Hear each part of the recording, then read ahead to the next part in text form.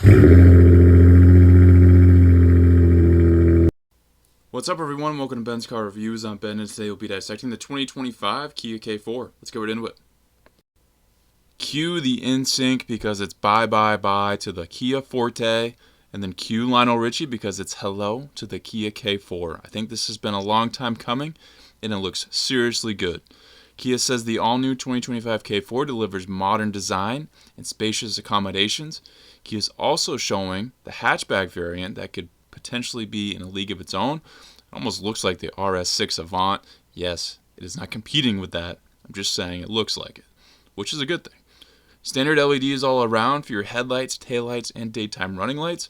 We can clearly see this K4 is channeling its older brother, the K5, in numerous ways, which is a great thing because the K5 has one of the most eye-catching front ends available right now.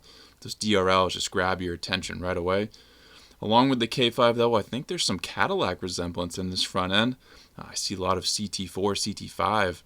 Let me know if you agree with that. But again, not a bad way to mirror your design. The grille design looks super intricate and totally different than the normal route that manufacturers go. It's hard to tell now, but before we get up close, but I think it elevates this front end tremendously. And on the back, the rear diffuser area looks super aggressive as well, at least on this GT line. All features that make this look far faster and more expensive than it actually is, which is phenomenal. I love when brands do that. Kia says you'll get an elevated driving experience with a sport-tuned, fully independent suspension and precise steering feel. As we saw with the 2025 K5 reveal not long ago, the GT line trim is the star of the show right now. It'll have exclusive GT line styling with 18-inch sport alloy wheels and an available GT line turbo sport tuned exhaust note. Yes, this is a 4-cylinder or inline 4, but we're looking at the Elantra N and just how nice that one sounds. It'd be pretty cool if this sounded a lot like that. Beyond that, GT line that we're looking at, the other said to be trims will be the LX, LXS, EX, and GT line turbo. So pretty standard lineup for Kia. I'm sure in true Kia fashion, the remaining wheel designs will be abstract, but in a good way. The design that we can see, at least for this GT line, is super attractive. I'm sure the others will follow in suit.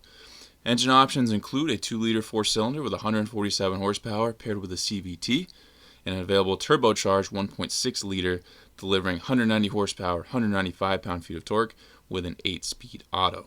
There's available digital key 2 for this, and you'll get Kia's industry-leading 10-year, 100,000-mile limited warranty. Pricing is rumored to start in the mid-20,000s, which puts this a bit above the outgoing Forte. If that's true, then I think this K4 will have a great chance of being a dominating factor in the market.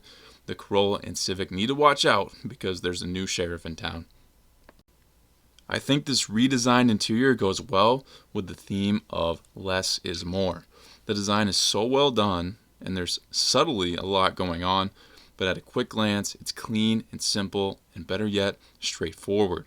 You don't feel like you're in an airplane cockpit with too much going on.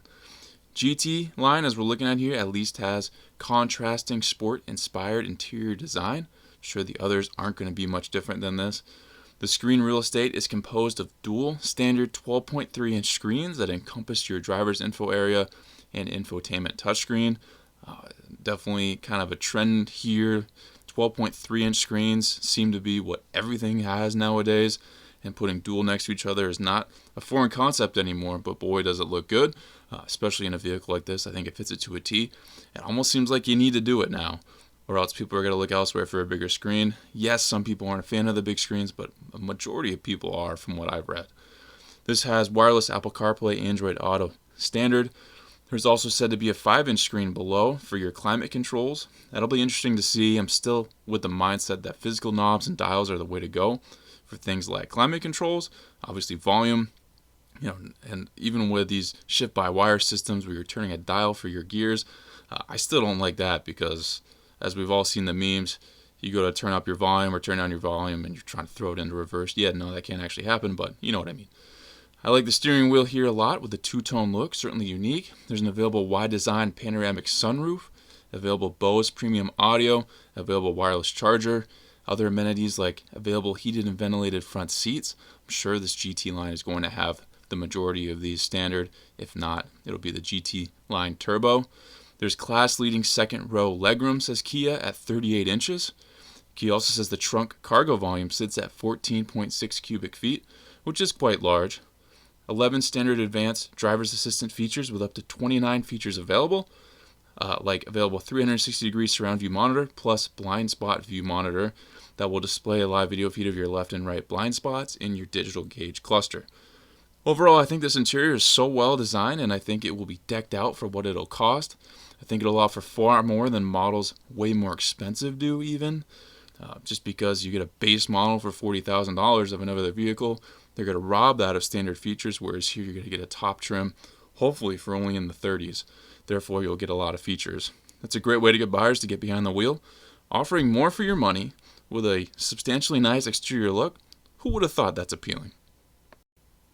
In review, guys, if you're in the market for a vehicle such as this, heading into 2025, late 2024, your eyes have been on the Corolla and the Civic. By the way, I will post or link both of those at the end of this video for you to check out for the 2024s, not 2025s, 2024s.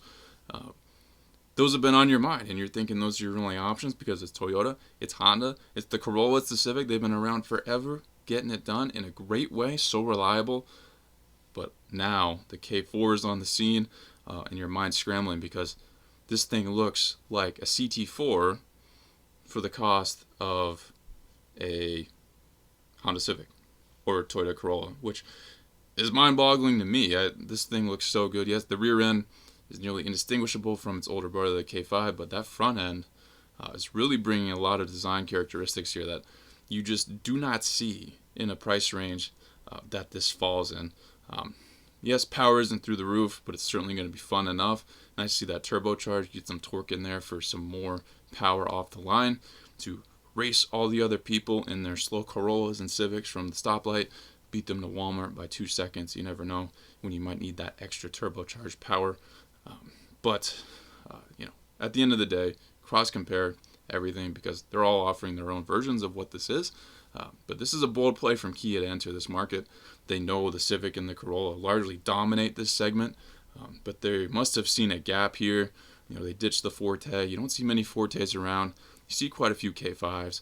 I think this K4 is going to do really, really well just because of its looks, both inside and out. People don't care so much about the powertrain, how fast it goes. They just want something that looks cool. And the best part about this is, as I mentioned earlier, it looks way cooler than what the price tag is going to correlate with. Meaning, this looks like something that could be $50,000, $60,000, but hopefully it's nowhere near that. Hopefully we don't even see this GT Line Turbo reach $40K. I would be surprised if it did. This is not that powerful of a vehicle. It's not offering that much mechanically. It just looks sick. So, in the end, we'll find out what these price tags are. I'm optimistic. I think this could be a great option for a lot of people to get themselves in a sporty-looking car that's reliable, gets the job done, and doesn't break the bank completely. Hopefully this video lays out clear way for you guys. Thank you for watching this Benz car review. Please subscribe if not already. If you're ready for a future review, drop in the comments and I'll see what I can do. If you'd like to become a member of the channel, I have that option. Check that out and join if you'd like, and I'll catch you on the next Benz car review.